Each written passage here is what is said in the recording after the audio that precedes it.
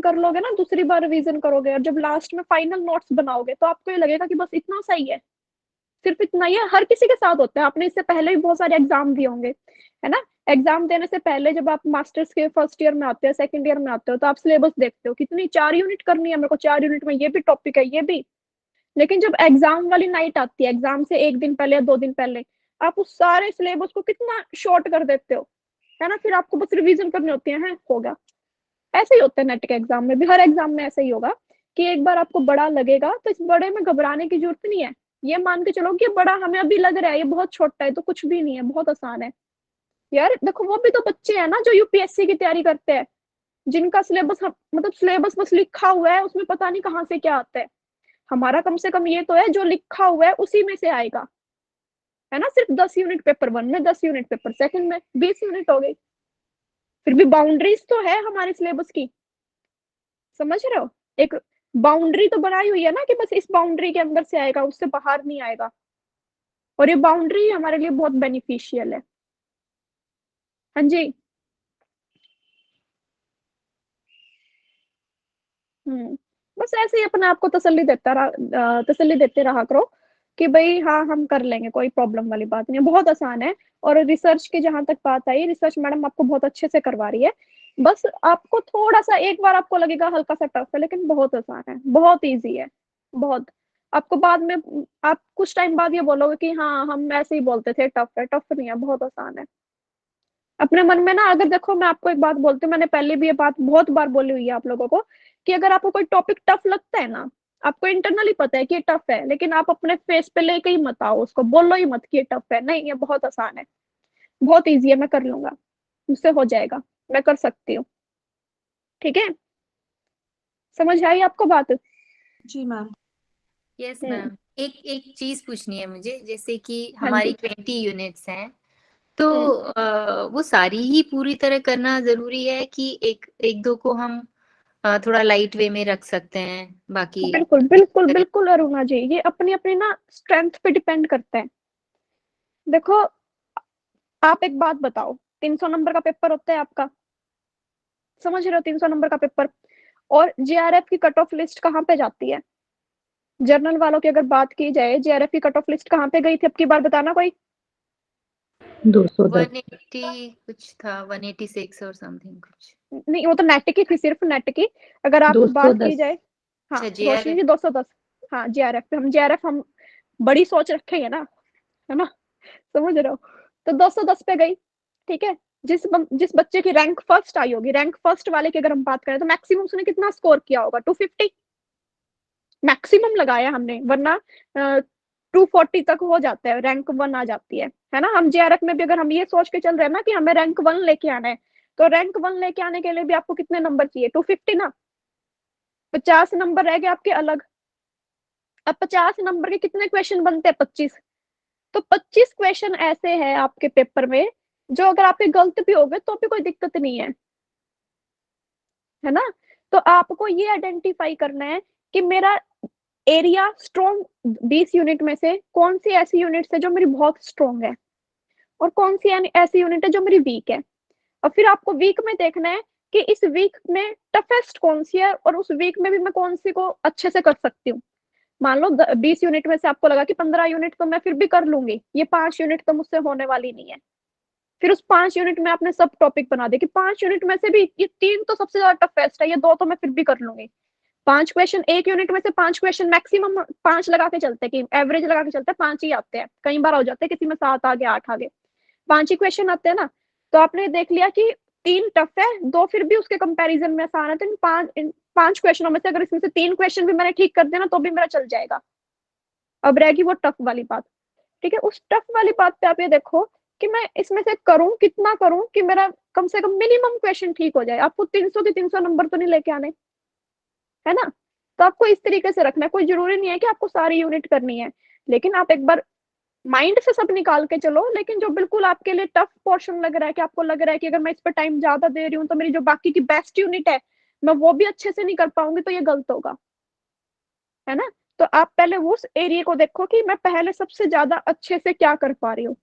और ये आप कब देख पाओगे? जब एक बार आप सारी यूनिट्स को करोगे, सबसे पहले तो आपको एक बार सारी यूनिट करनी पड़ेगी, सीरीज वाइज आपको हर एक यूनिट करनी पड़ेगी। उसके बाद आप ये डिसाइड कर पाओगे कि मैंने अब ये 20 की 20 यूनिट कर ली एक बार, और मेरे को फिर पता चल रहा है कि इस 20 यूनिट में से ये यूनिट तो मैं कर सकती हूँ, ये यूनिट मेरे को थोड़ी टफ लग रही है, और फिर वो टफ लगी हुई यूनिट के अपना एक अलग से शेड्यूल बनाओ आप कि अब मैं इसको कैसे करूँ। ठीक है। और वो कोई भी अगर टफ यूनिट हो, आप किसी भी टीचर से पूछो कि आप बता दो, हमें गाइड करो कि ये टफ यूनिट में मेरे को ये टफ लगती है, अब मेरे को ये बता दो कि मैं इसको किस तरीके से अचीव करूं ताकि मेरे 5 में से 3 या 4 क्वेश्चन भी ठीक हो जाए, 5 के 5 हो जाए। समझ आई आपको बात? Yes ma'am, thank you. हाँ जी, कोई और?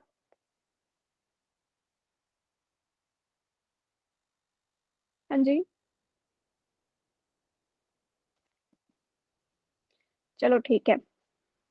हम देखो, हम क्या शुरू करना है, हमें कम्युनिकेशन, हमारी यूनिट का नाम है कम्युनिकेशन। ठीक है। अब जो मैंने आपको बातें बताई, आपको समझ आई कि नहीं आई?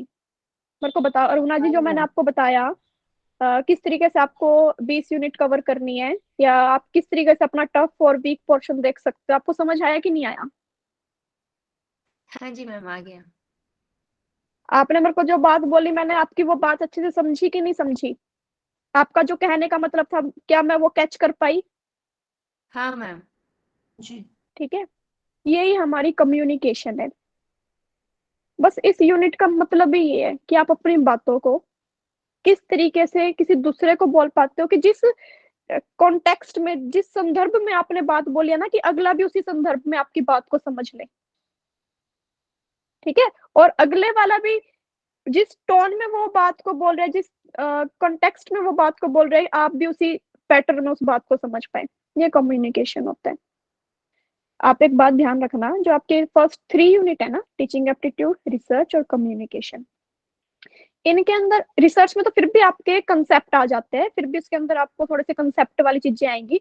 लेकिन टीचिंग में और कम्युनिकेशन के अंदर क्या है कि आपको सारी की सारी चीजें अप्रोच करनी पड़ेगी।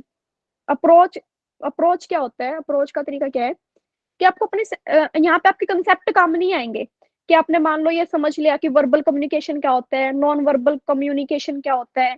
ठीक है। और आपने इनकी डेफिनेशन याद कर ली, इनके टॉपिक को समझ लिया, लेकिन फाइनल ये टॉपिक नहीं आते काम। फिर आती है आपकी अप्रोच। ठीक है। आप किसी किसी पैटर्न को किस तरीके से देखते हो, ठीक है, आपका नजरिया क्या है देखने का, ये अप्रोच काम आएगी। और ये अप्रोच आप कैसे समझ पाओगे, जब हम एमसीक्यू क्वेश्चन करेंगे ना, प्रीवियस ईयर के क्वेश्चन करेंगे, तब आप अच्छे से समझ पाओगे कि किस तरीके से हमें इसको टैकल करना है। समझ आई आपको बात? जी मैम। हाँ जी।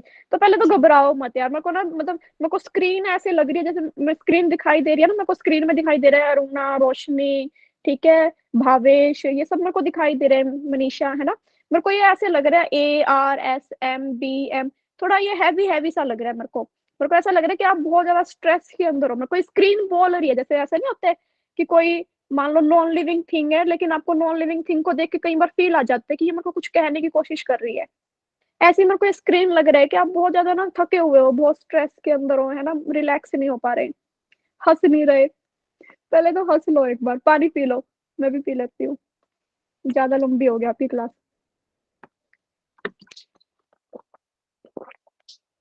ठीक है। तो हम ना कम्युनिकेशन यूनिट शुरू करेंगे अपनी आज, कम्युनिकेशन। उसके अंदर मैंने क्या किया है, 8 चैप्टर बनाए हैं आपके। ऐसा नहीं है, चलो ये तो अच्छी बात है, होना नहीं चाहिए ऐसा, क्योंकि स्ट्रेस से कुछ नहीं होता, है ना, बहुत आसान है, इतना भड़क लेने की जरूरत नहीं है। हम सब बैठे हैं यहाँ पे। तो इसके अंदर क्या किया हमने, मैं आपको बताती हूँ, मैं आपको किस तरीके से करवाऊंगी। मैंने यहाँ पे ना कम्युनिकेशन यूनिट के 8 चैप्टर डिवाइड किए। कितने चैप्टर? 8। फर्स्ट हम करेंगे इंट्रोडक्शन। ठीक है, ये मैं आपको पीपीटी से दिखा दूंगी, इंट्रोडक्शन करेंगे। फिर हम करेंगे कैरेक्टरिस्टिक्स ऑफ कम्युनिकेशन। ठीक है। देन हम करेंगे फंक्शन एंड ऑब्जेक्टिव। फिर मॉडल करेंगे, type of communication, effective communication, mass media and classroom communication. ये आपके 8 चैप्टर है। उसके बाद हम प्रैक्टिस के क्वेश्चन करेंगे। देखो, यूनिट बहुत आसान है, मतलब जैसे टीचिंग एप्टीट्यूड हमारी थोड़ी लेंथी यूनिट थी, लेकिन ये लेंथी नहीं है, ये ज्यादा लेंथी भी नहीं है और ज्यादा मुश्किल भी नहीं है, आसान है। इसमें इस यूनिट के अंदर आप अपने 5 में से 5 नंबर बड़े आसानी से ले सकते हो। बस थोड़ा सा हल्का सा आपको खेलने की जरूरत है शब्दों के साथ।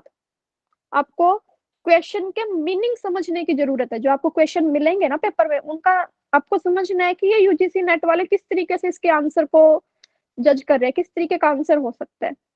ठीक है, तो मैं यूनिट शुरू करूं अब। जी हाँ जी, मैं ना स्क्रीन शेयर करती हूँ और मेरे को एक बार ये बताना आपको दिखाई दे रहा है कि नहीं दे रहा।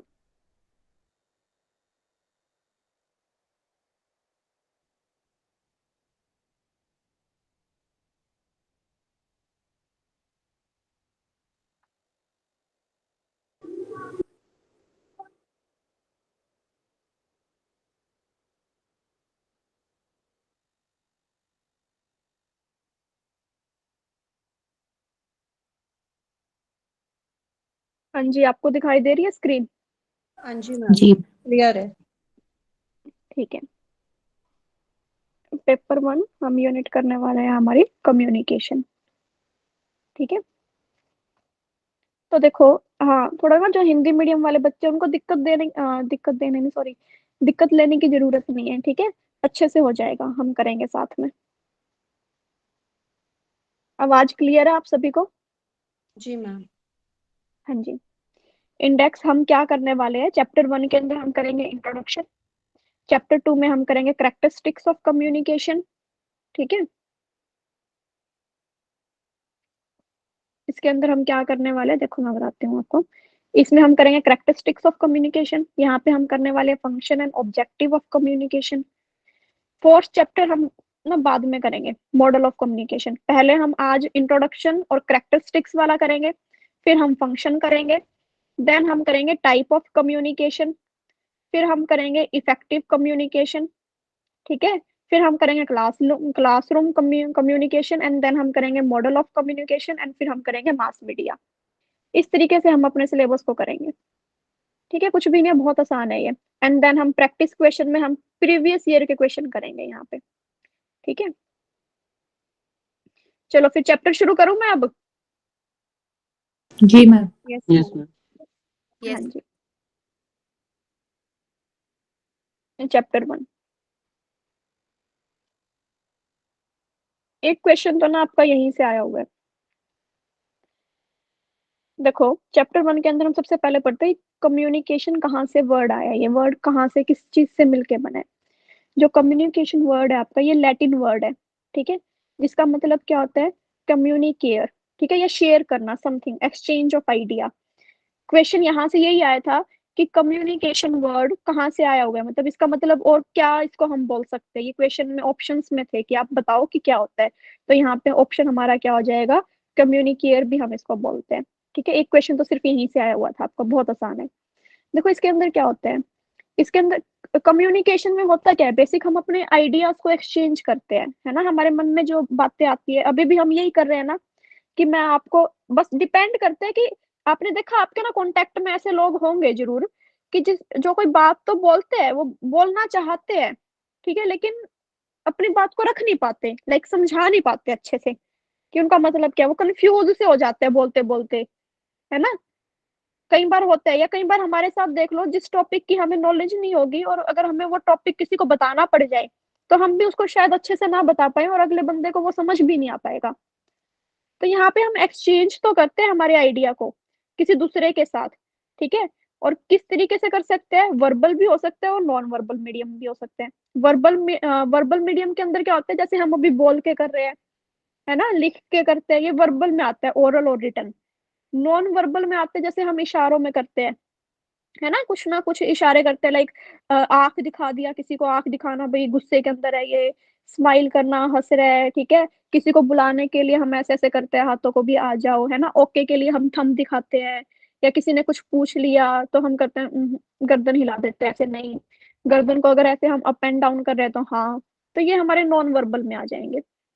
ठीक है, तो हम ये देखते हैं कि जो कम्युनिकेशन है ना, वो हमारे चारों तरफ है, ऑल अराउंड अस। ठीक है, इसमें बहुत सारी इंफॉर्मेशन जा रही है। अभी देखो, हमारे आसपास हमें ना वेव्स दिखाई नहीं दे रही, हमारे चारों तरफ मोबाइल के अंदर से भी वेव निकल रही है, जो मैं बोल रही हूँ ना, ये भी वेव की फॉर्म में आपकी तरफ आ रहा है।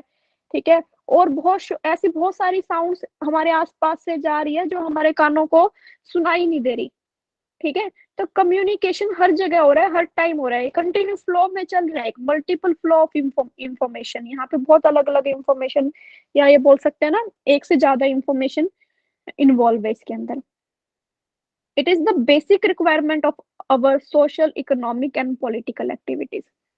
देखो, बिल्कुल ये तो कॉमन पॉइंट है कि बेसिक रिक्वायरमेंट है। बिना कम्युनिकेट किए क्या हम किसी को अपनी बात रख पाएंगे, कुछ समझा पाएंगे? बताना आप सभी, बोलना। क्या बिना बोले आप अपना पॉइंट रख सकते हो? नहीं मैम। है ना, किसी क्लोज के सामने ही रख सकते हो। अब जो आपके नॉन्स होंगे, लाइक आपके फैमिली मेंबर, उनको इशारों में अगर आपने ऐसे कर दिया तो वो आपकी वो इशारा आपका समझ सकते हैं।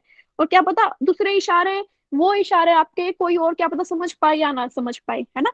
लेकिन फिर भी वो अच्छे तरीके से हम अपना कम्युनिकेशन नहीं कर सकते जब तक हम अपने वर्ड्स को बोल के, लिख के इनको हम नहीं बता सकते, तब तक वो नहीं हो सकता, है ना।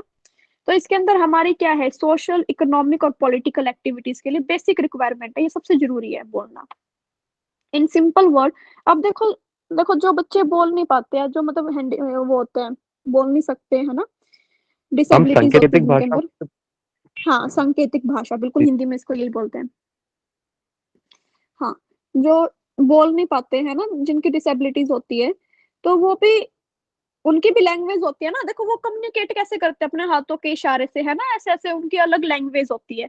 तो वो भी तो लैंग्वेज के थ्रू समझा पाते हैं अपनी चीजों को। तो उनको भी सोशल, इकोनॉमिक या किसी भी एक सोशल एनवायरनमेंट में रहने के लिए कम्युनिकेशन की उनको भी जरूरत होती है ना।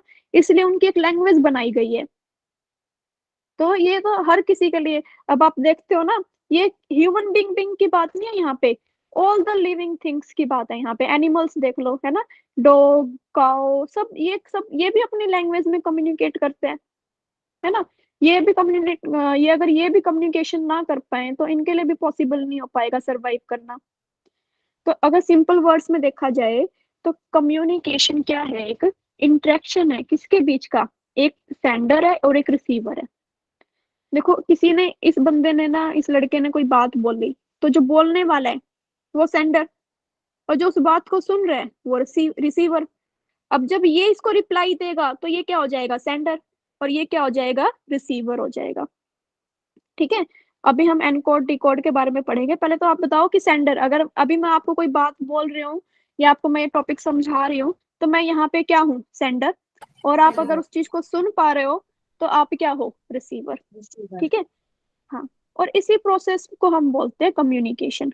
लेकिन इसके अंदर और चीजें भी इंक्लूड होती है। देखो समझो, ध्यान से समझना है, बेसिक है इस चैप्टर का, है ना, इससे आपका बेस बन जाएगा। देखो आपने समझा सेंडर क्या है, कि जो मैसेज को सेंड करने वाला है, जो बोल रहा है, ठीक है, किसी भी तरीके का मैसेज है। अब जो मैं बोल रही हूँ, जो मेरे शब्द है ना, अगर मैं आपको एक टॉपिक करवा रही हूँ तो ये मैसेज है। किसके थ्रू करवा रही हूँ, कोई ना कोई मीडियम तो चाहिए ना हमें। लाइक हमारा मीडियम क्या है अभी, बताना, मीडियम क्या यूज कर रहे हैं हम अभी? Online medium. लैंग्वेज ऑनलाइन हाँ, ऑनलाइन इंटरनेट। बिल्कुल। नेटवर्क। चैनल क्या है हमारा? Google Meet meet. हाँ जी, बिल्कुल। और रिसीवर कौन है यहाँ पे? मैम हम हम लोग हम जो है, लोग बिल्कुल। रिस्पॉन्स करने वाले कौन है? हम ही सब लोग, हम ही है। है ना। और रिस्पॉन्स में मैं भी हूँ, क्योंकि मैं भी आपकी बात का रिस्पॉन्स कर रही हूँ ना। जी। और फीडबैक वाले, आपको आवाज सुनाई दे देगा किसी तरीके की? नहीं मैम। ठीक है। फीडबैक के लिए यहाँ पे कौन है? मैम हम ही सब हैं। हम हाँ, साथ में मैं और साथ में आप, है ना। हम अगर मैं आपको कोई बात बता रही हूँ, अगर आपको वो बात समझ आ रही है, तो आप यहाँ पे क्या हो, मतलब मैंने सेंड किया मैसेज, मीडियम हम, मैंने कुछ बात सेंड की, जो बात सेंड की वो क्या है, मैसेज। जिस मीडियम से कर रही हूँ मैं, लाइक अगर हम आस पास होते तो एयर हमारा मीडियम होता, है ना। और वर्बली अगर हम कर रहे होते वो हमारा चैनल का काम कर, लेकिन अगर हम टेलीफोन लाइन पे बात कर रहे हैं तो जो ये हमारे टावर से, ये हमारा चैनल का काम करेंगे। ठीक है। आप रिसीव करने वाले हो, यहाँ पे आप रिसीवर हो गए। ठीक है, आपने रिस्पॉन्स किया, कुछ ना कुछ आप बोलोगे अगर मैंने आपको कोई बात बोली है। एक अच्छा कम्युनिकेशन वही होता है जहाँ पे आपको रिस्पॉन्स और फीडबैक मिलती है। ठीक है। तो हम बोल सकते हैं कि all these are integral part, integral मतलब इम्पोर्टेंट, बहुत जरूरी है ये सब चीजें। अगर इनमें से कोई एक चीज नहीं है ना, तो आपका कम्युनिकेशन अच्छा नहीं हो पाएगा। अगर आप मेरे को देखो रिस्पॉन्स नहीं दोगे किसी तरीके का, या मेरे को कोई फीडबैक नहीं दोगे, तो भी क्या मैं मान सकती हूँ कि मतलब मेरे को ये लगेगा ना कि फिर जो मैंने आपको बोला है आपको शायद वो समझ ही नहीं आया, है ना? तो वो कम्युनिकेशन अच्छा नहीं होगा। राइट।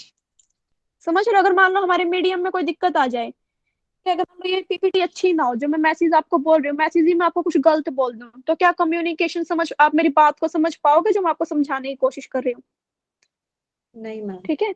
और अगर नेटवर्क अच्छा ना हो तो भी नहीं, मतलब बहुत एक बात को समझने के लिए ना बहुत सारी चीजें जरूरी होती है। अब आपका माइंड भी, अब देखो आप मेरी बात सुन रहे हो, लेकिन अगर आप किसी तरीके से डिप्रेस हो या आपके माइंड में कुछ और चल रहा है, कहीं कहीं और ही ध्यान है आपका, तो भी आप मेरी बात को नहीं समझ पाओगे, है ना? तो एक कम्युनिकेशन प्रोसेस जितनी हमें ये लगता है ना कि आसान, जैसे देखो हम कितनी इजीली एक दूसरे की बातों को समझ पा रहे हैं, और इस बात को समझने के लिए बहुत सारे फैक्टर मायने रखते हैं। अगर उनमें से कोई एक फैक्टर भी गड़बड़ कर जाता है तो हमारा कम्युनिकेशन अच्छा नहीं हो पाता। कई बार इसी बात पे हमारे घरों में लड़ाई होती है कि नहीं होती? फ्रेंड्स के साथ भी हमारी लड़ाई होती है, क्योंकि वो बात उन्होंने किसी और संदर्भ में बोली थी, किसी और कंटेक्स्ट में बोली थी, और हमने क्या किया, उसका कुछ और मतलब निकाल लिया, है ना? उन्होंने बोला कुछ था, शायद हम उस मतलब को कुछ और समझ पाए।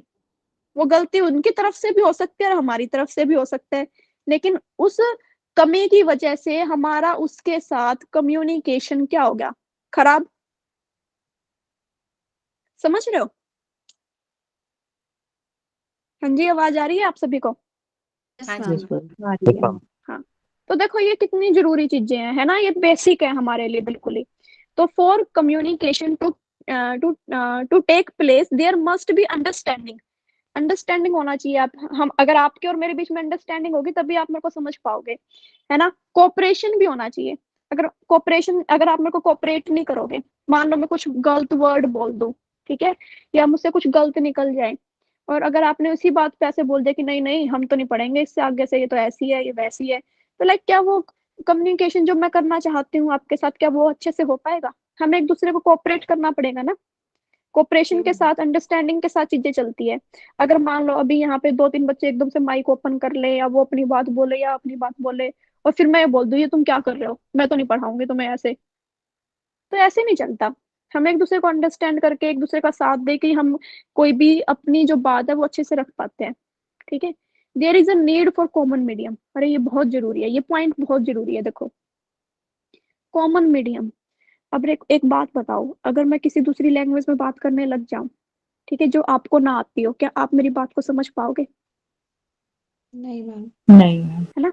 अगर मान लो एक फिजिक्स का टीचर और हिस्ट्री पढ़ाने लग जाए, और उस हिस्ट्री का पता नहीं, उसको फिजिक्स पढ़ा रहा है उसके अंदर, क्या वो हिस्ट्री वाला बच्चा समझ पाएगा उस चीज को? नहीं ना। तो यहाँ पे कॉमन मीडियम की जरूरत है हमें, कॉमन लैंग्वेज, या आप और मैं जिस तरीके से कंफर्टेबल है ना? अब अगर मान लो हिंदी मीडियम के बच्चे हो गए, अगर मैं कंप्लीटली इंग्लिश में बात करने लग जाऊं तो क्या पता उनको ना समझ आए, है ना? तो यहाँ पे सेंडर और रिसीवर के बीच में मीडियम भी कॉमन होना चाहिए, तभी आप, अगर मीडियम कॉमन होगा, आप एक इतने से ही एग्जांपल लगा लो, अगर एक इंग्लिश में स्ट्रांग है बच्चा, ठीक है, और एक मैथ वाला बच्चा है, दोनों आपस में बात कर रहे हैं, इंग्लिश में स्ट्रांग वाला बच्चा मैथ में स्ट्रांग वाले बच्चे से बात कर रहा है, उनका कम्युनिकेशन इतना अच्छा नहीं हो पाएगा जितना अच्छा किसके बीच में होगा, मैथ वाले के बीच में होगा। आप अपने फील्ड से रिलेटेड लोगों से ही बात अच्छे से कर पाओगे ना, है ना? अब आप एक बात बताओ, हम योगा के स्टूडेंट हैं, तो आप मेरे सामने योगा की बात करोगे, मैं आपके साथ योगा की बात करूंगी, तो हम एक दूसरे की बातों को कितने अच्छे से समझ पाएंगे, डीप वाली बातों को। और अगर यही बातें वो अपने बोलने लग जाए तो उनको क्या पता ना समझ आए क्या है, मतलब वो तो बाबा रामदेव बोल देते हैं हमें, है ना? तो ऐसा होता है कि नहीं होता? जी मैम।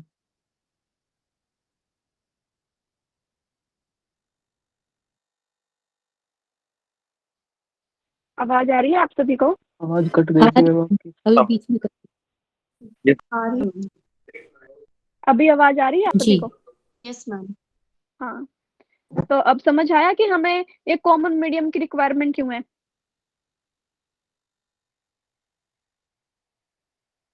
हेलो। इजी बनाने के लिए हाँ मैम, इजी बिल्कुल, फ्लो ऑफ कम्युनिकेशन। बिल्कुल इजी करने के लिए, समझने के लिए, समझने। अंडरस्टैंडिंग के लिए।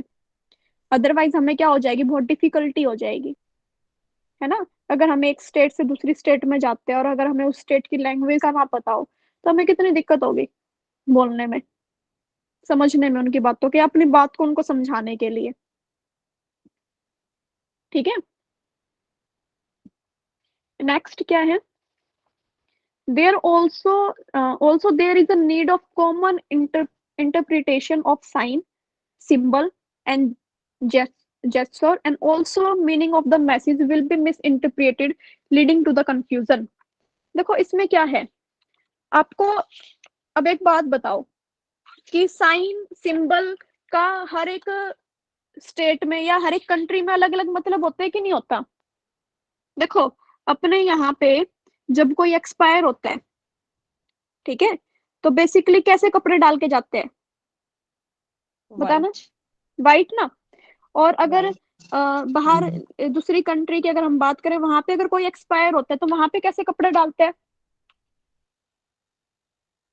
I think black ma'am. हाँ जी, ब्लैक डालते हैं। ब्लैक। ठीक है, तो उनका उस साइन को रिप्रेजेंट करने का तरीका अलग है, हमारा अलग है।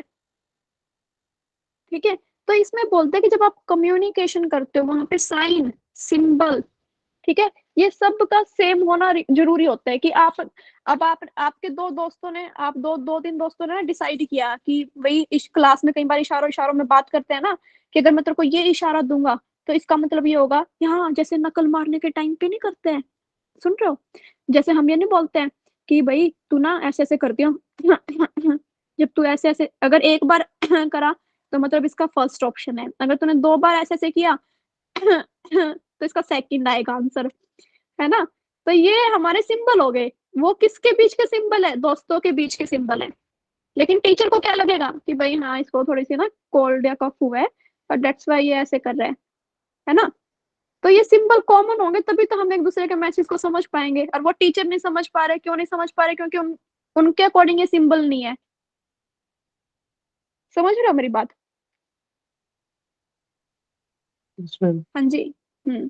और अदर जेस्चर का मतलब क्या होता है कि और जो इशारे हम करते हैं, आंखों को हिलाना, किसी तरीके की मूवमेंट करते हैं, घूर के देखना या इस आंख को इधर करना, आंख मारना भी एक जेस्चर है ना।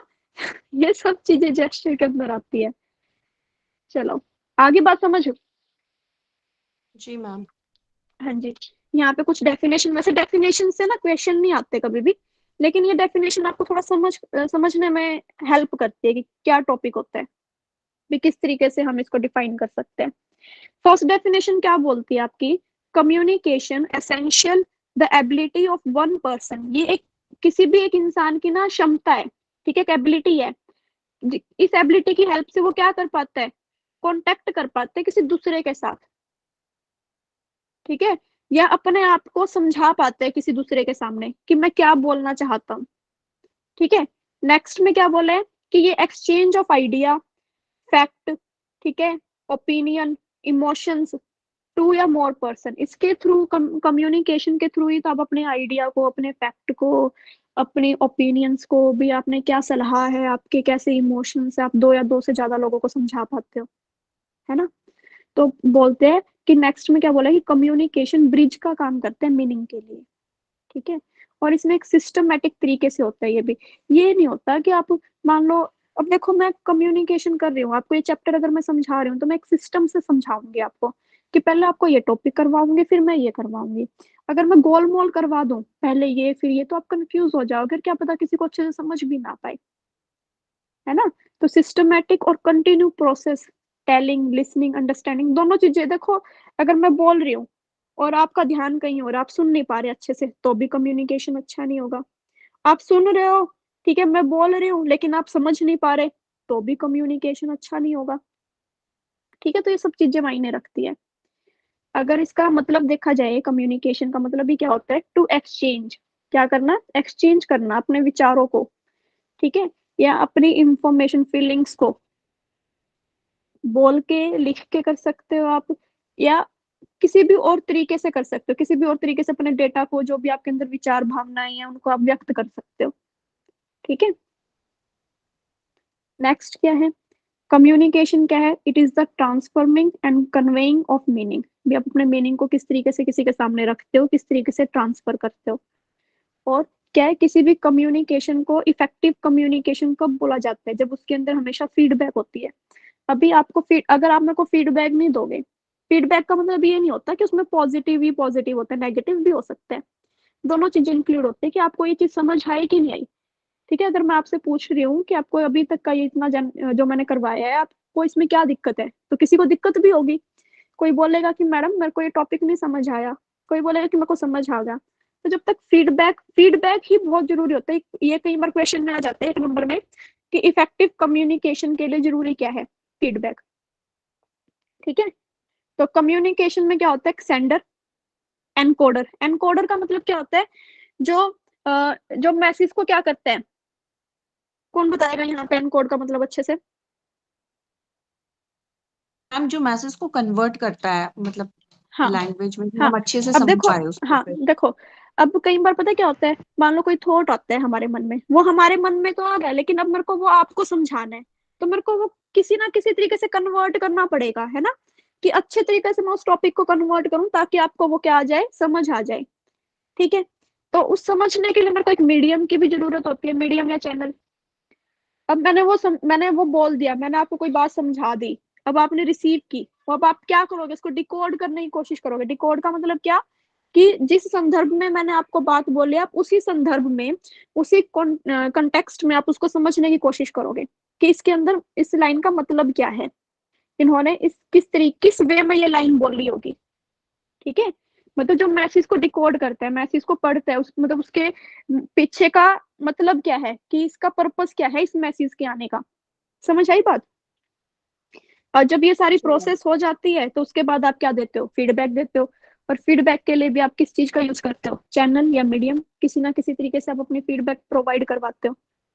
ठीक है, तो ये बात थी आपकी यहाँ पे। मैम डिकोड का मतलब यहाँ एक्सप्लेनेशन से नहीं हो सकता मैम?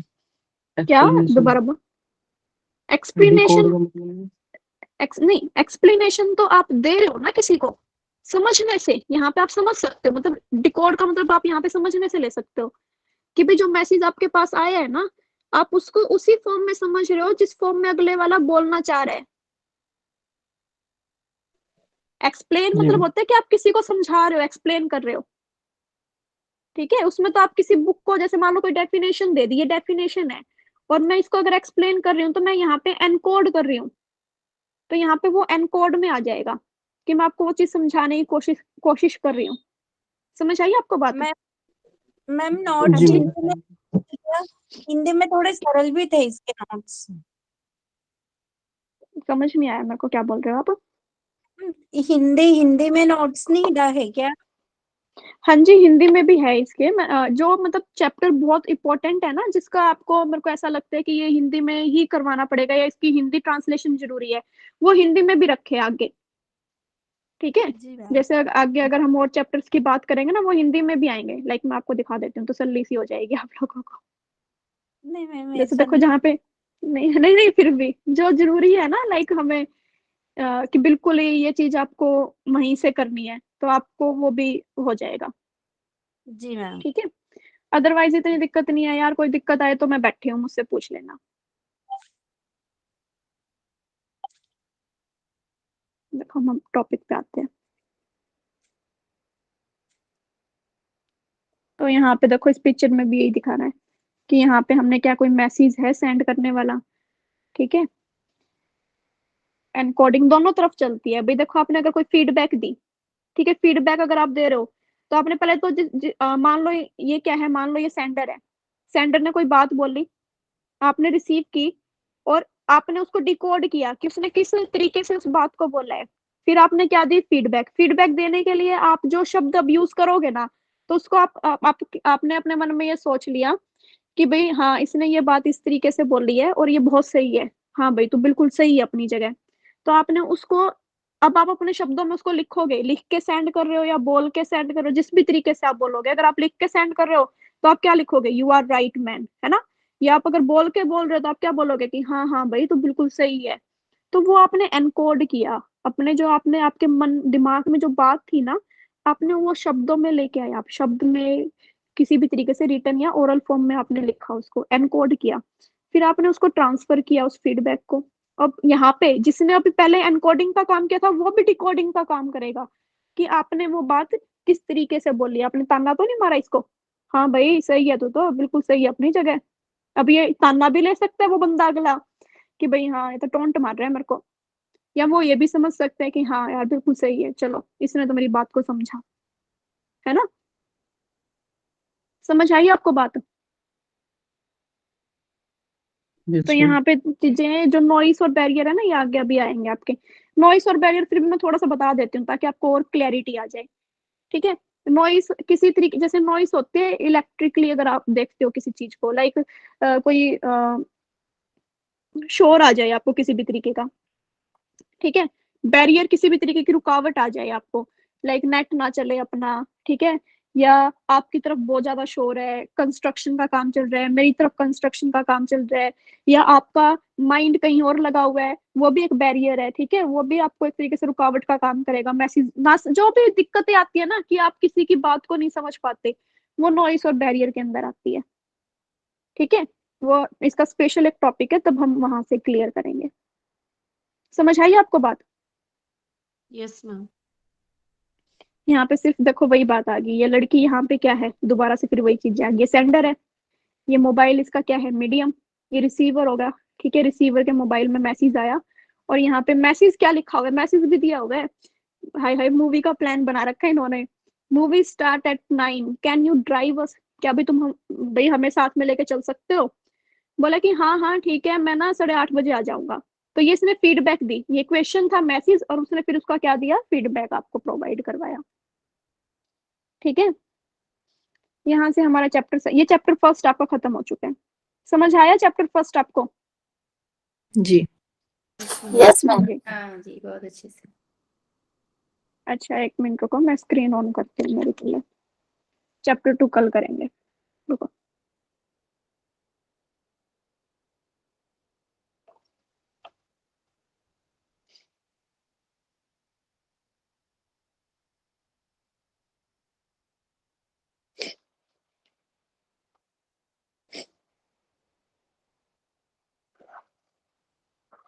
हाँ जी, समझ आया। अब हम जो भी करते हैं ना आसपास देख लेना, आपके पेपर में आने वाला है ये सब कुछ, जो अब आप जो हाँ भी कोई बेटा, 26 का है।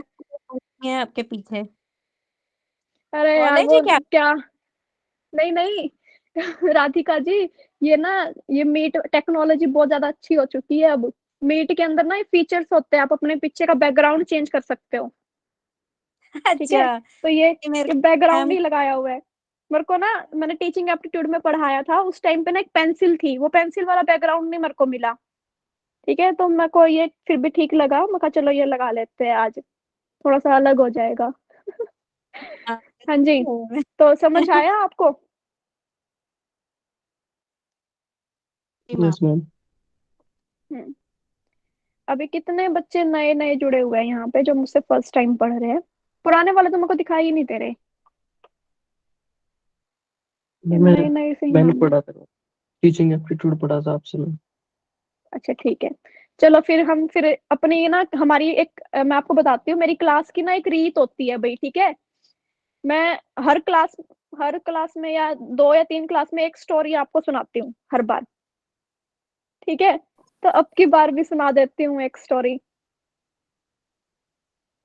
क्या सुनना है आपको, बताना एक बार।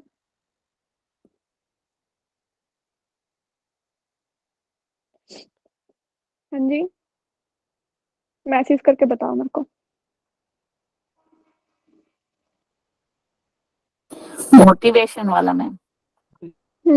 बिल्कुल मोटिवेशन, स्टोरी सारी मोटिवेशन वाली होती है हमारी, ऐसे हम टाइम नहीं खराब करते कहीं पे भी, टाइम वेस्ट नहीं हम करते, जो भी काम करते हैं ना वो कहीं ना कहीं काम ही आता है।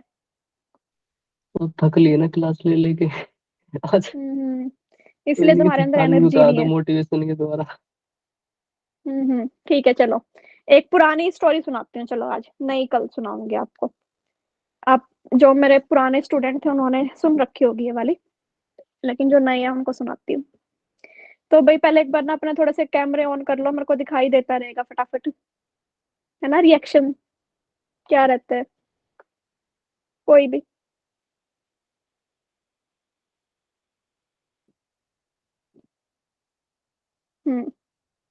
ठीक है। हाँ, आज आपने पहले सुन रखी है, आप बताना मत आगे होगा क्या, कभी मेरी स्टोरी का सस्पेंस खराब कर दो। देखो भाई, क्या है, एक बार की बात है, ठीक है।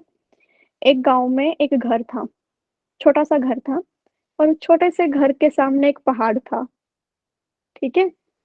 और वहां पे एक फादर थे, वो क्या करते हर रोज सुबह, आजकल के बच्चे जाते हैं ना ट्रैकिंग पे, पहाड़ चढ़ने, तो वो भी हर रोज क्या जाते थे, पहाड़ पे चढ़ाई करते थे। और उनका एक छोटा सा बच्चा था।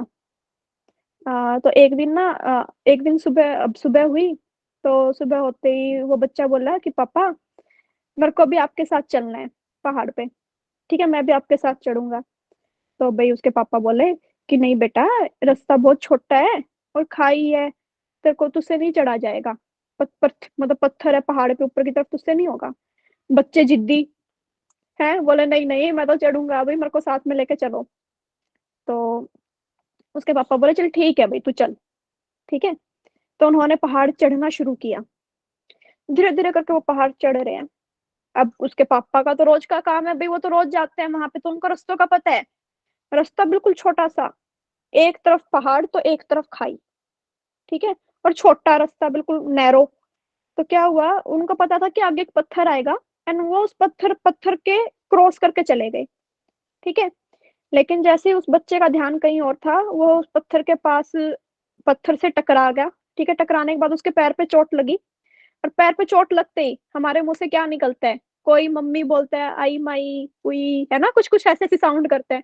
तो उसने भी बोला आह, उसने भी ऐसे जोर से बोला, चिल्लाया वो। और जैसे ही वो चिल्लाया, उसको उसकी आवाज वापस सुनाई दी। जैसे ही उसने आह किया, पीछे से भी आह की आवाज आई। तो वे सोच रहे हैं कि भाई ये कौन बोल रहा है। फिर उसने बोला कि तुम कौन हो। फिर दोबारा से आवाज आई, तुम कौन हो। फिर उसको गुस्सा आ गया, वो बोला मैं तुम्हें देख लूंगा। फिर दोबारा से आवाज आई कि मैं भी तुम्हें देख लूंगा। तो ये देख, वो सोच रहे हैं कि भाई ये है कौन जो मेरा मजाक उड़ा रहा है। उसने उसके पापा को बोला कि पापा ये कौन है जो मेरा मजाक उड़ाया जा रहा है, क्योंकि उसने कभी पहले आवाज नहीं सुनी थी अपनी। तो उसके पापा हंसने लगे, थोड़ा सा मुस्कुराए, उनको समझ आ रहा है कि क्या हो रहा है। तो वो बोले बेटा, ये आपको आपकी आवाज सुनाई दे रही है, ठीक है। साउंड इको सिस्टम होता है ना पहाड़ों में, इस तरीके से इको है।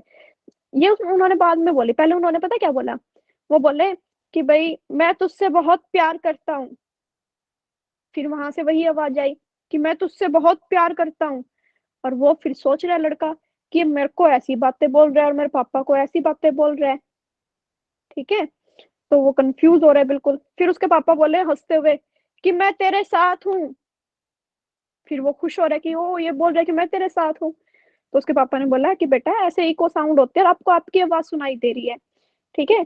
तो वो समझ रहे हैं बातें, हाँ। तो उसके पापा बोलते हैं कि भाई जिंदगी भी ऐसी ही होती है आपकी।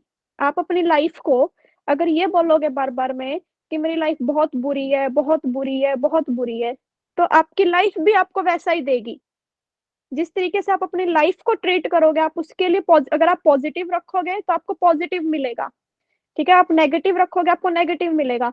तभी बोलती हूँ, अगर आप ये बोलोगे कि पेपर टफ है, टफ है, टफ है, तो आपको वो टफ लगेगा।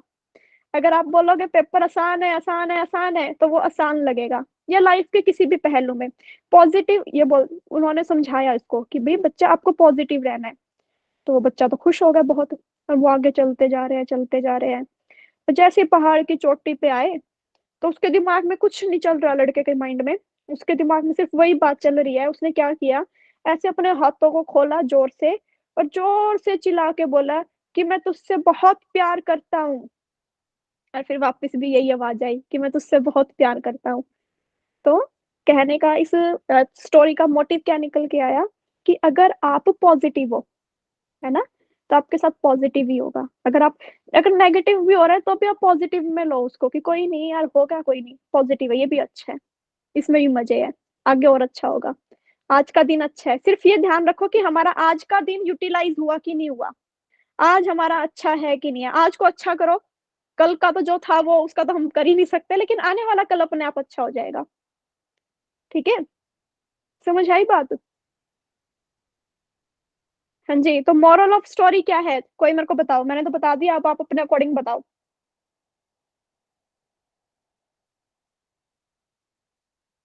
मतलब मैम लॉ ऑफ अट्रैक्शन जैसी मैम। हमारी बिल्कुल, एक हाँ जी। कहावत होती है ना मैम कि जैसी हमारी दृष्टि वैसी हमारी सृष्टि। तो बिल्कुल, ये भी हमारी बिल्कुल दृष्टि सही। पे डिपेंड है जैसा सब। सोचोगे वैसा होगा। And always be positive, whatever the बिल्कुल situations are. बिल्कुल साक्षी जी, ऐसा ही करना चाहिए हमें। और पॉजिटिव ही रहेंगे तभी कुछ हो पाएगा, नेगेटिव तो सारी दुनिया है ना।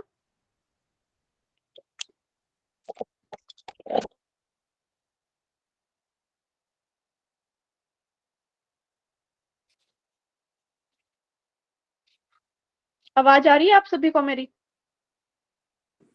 हाँ जी मैम, रिकॉर्डिंग ऑफ कर दूं मैम? हाँ जी, रिकॉर्डिंग ऑफ कर दो रुना जी। और किसी को कोई भी दिक्कत हो ना तो आप घबराने की जरूरत नहीं है, अच्छे से हो जाएगा सब, सिलेबस अच्छे से हो जाएगा। ठीक है।